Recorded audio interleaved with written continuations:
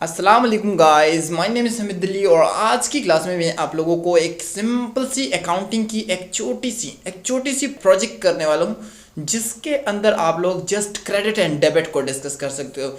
Debit और credit में आप लोगों को ये बता दूंगा कि जब आपके बिजनेस में पैसे आते हैं तो वो आपके पास डेबिट हो जाते हैं, जब आपकी बिजनेस से पैसे जाते हैं तो वो आपकी बिजनेस से क्रेडिट हो जाते हैं। अभी आप लोगों को सबसे पहले ये बात समझ आ गई कि आप लोगों ने डेबिट और क्रेडिट को कैसे जानना है। अभी हम लोग एक्सेल में करते हैं। एक्सेल में इसको करने का सबसे आसान तरीका है, इस पर हम लोग किसी भी बिजनेस को मैनेज कर सकते हैं, संभाल सकते हैं। तो चलिए मैं स्टार्ट करता हूँ। जस्ट सिंपल अपने एक्सेल को ऐसे एक्सेल यहाँ पर आपने टाइप करके एंटर करना है, इससे अपने एक्सेल को ओपन करना है और एक्सेल को ओपन करने के बाद आपने इसके थोड़ा सा जूम कर देना है। देखो थोड़ा सा इसको मैं जूम कर देता हूँ। इसकी फर्स्ट कॉलम की साइज़ को मैं थोड़ा सा छोटा करता हूँ और दूसरी कॉलम की साइज़ को मैं इतना बड़ा करता हूँ और तीसरी और चौथी कॉलम को ऐसे ही छोड़ के और इसका भी थोड़ा सा साइज़ बड़ा कर देता हूँ। इन सारी सेल्स को ऐसे सेलेक्ट करना है और इसको ऑल बॉर्डर करना है। ओके, ऑल बॉर्डर कर दिया। अब इस लाइन को आपने ऐसे सेलेक्ट करके एक छोटी सी हाईलाइट कलर देनी है, अनिवन जो भी आपकी मर्जी आप दे दो। और इसका मैंने बॉर्डर भी ऑल बॉर्डर कर दिया है और बोल्ड, इसके अंदर जो टेक्स्ट होगा ना तो वो आपके पास बोल्ड आएगा। अब यहाँ पर आप लोगों ने सीरियल नंबर रखना है। मैं just S R dot N O, okay, serial number, okay. और इसके बाद मैंने description tape debit and credit और इसके बाद टोटल। इस टोटल में ना आपको बिल्कुल मुकम्मल जो आपका बैलेंस होगा ना तो वो आपके पास दिखाई देगा। मैंने इसके अंदर टोटल बैलेंस लिख दिया, इसका भी थोड़ा सा साइज और बड़ा कर दिया। अब यहाँ पर मैंने 1 2 3 4 आपके पास जितनी एंट्री होगी ना तो वो सारी एंट्री का आपने यहाँ पर क्या करना है, सीरियल नंबर लिखना है। Description for example opening balance,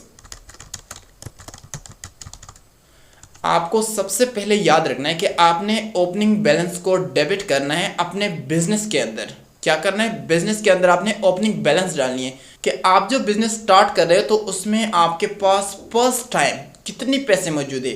तो जहां पर मैं क्या करता हूँ 10,000 रुपये एंटर करता हूँ।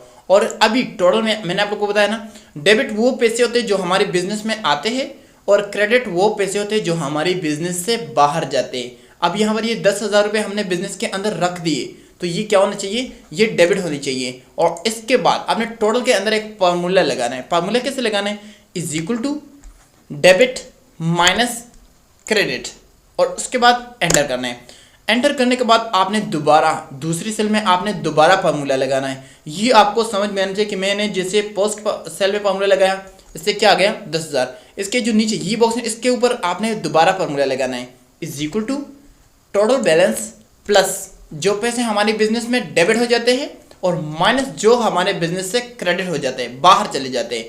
तो इस क्रेडिट को आपने माइनस करना है और इसको भी आपने ध्यान से समझना है कि फर्स्ट लाइन के अंदर मैंने टोटल सेलेक्ट कर दिया और सेकंड लाइन के अंदर मैंने इसको प्लस कर दिया इसके साथ और फिर इन सारे से क्या कर दिया, क्रेडिट को माइनस कर दिया। और ये हमारे पास है D3 नंबर लाइन से ये वाला बॉक्स सेलेक्ट कर देना है। उसके बाद जैसे आप एंटर करते हो तो आपके पास इसके अंदर भी 10,000 ही आता है, क्योंकि अभी हमारे से कोई भी रुपया ना गया है और ना आया है। इसको मैं फिर डाउन कर देता हूँ, डाउन हो गया। अभी ना आप लोगों ने यहाँ पर परचेज को समझना है कि परचेज वो होता है जो हम लोग किसी भी बिजनेस के अंदर जो है आइटम्स लाते हैं ना, उस पे हमारे से पैसे जाते हैं। तो वो आइटम्स लाना क्या है, वो है परचेज।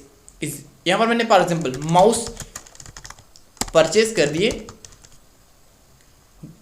5,000 के, तो यहाँ पर मैंने 5,000 क्रेडिट में, क्योंकि पैसे तो हमारे पास गए ना, हमारे पास से पैसे किसी और को गए, तो 5,000 आपने क्रेडिट में लगानी है। देखो आपकी बैलेंस शीट कितनी हो गई, 5,000। अब यहाँ पर आपने क्या कर दिया, कीबोर्ड परचेज कर दिए कितनी, 2,000 की। ओके, 2,000 और पैसे गए तो कितने बाकी रह गए, 3,000। अब यहाँ पर आपने सेल क्या कर दिया, माउस को सेल कर दिया कितना, फॉर एग्जांपल आपने 1,200 रुपये के माउस सेल कर दिए। यहाँ पर आपने फिर से माउस सेल कर दी और 5 नंबर इसको लगाना है और यहाँ पर मैंने फॉर एग्जांपल 3,000 रुपये की माउस सेल कर दी। तो अभी मेरे पास 12 और ये हमारे पास हो गए 4,200 रुपये। तो 4,200 रुपये हमारे पास वापस आ गए। तो ये हमारे पास फिर से कितने बन गए, 7,200 रुपये।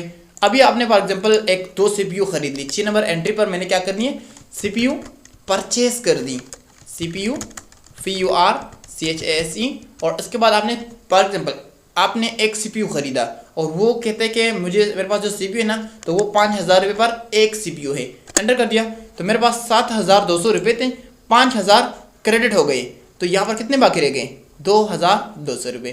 तो कितनी आसानी से हमने एक छोटी सी क्या कर दिया, एक छोटी सी प्रोजेक्ट आप लोगों ने ऐसी ही तरह से बनानी है, क्योंकि ये बहुत आसान भी है और आई थिंक ये काफ़ी यूज़फुल है, किसी भी बिजनेस में आप इसको यूज़ कर सकते हो। थैंक यू, अल्लाह हाफिज़।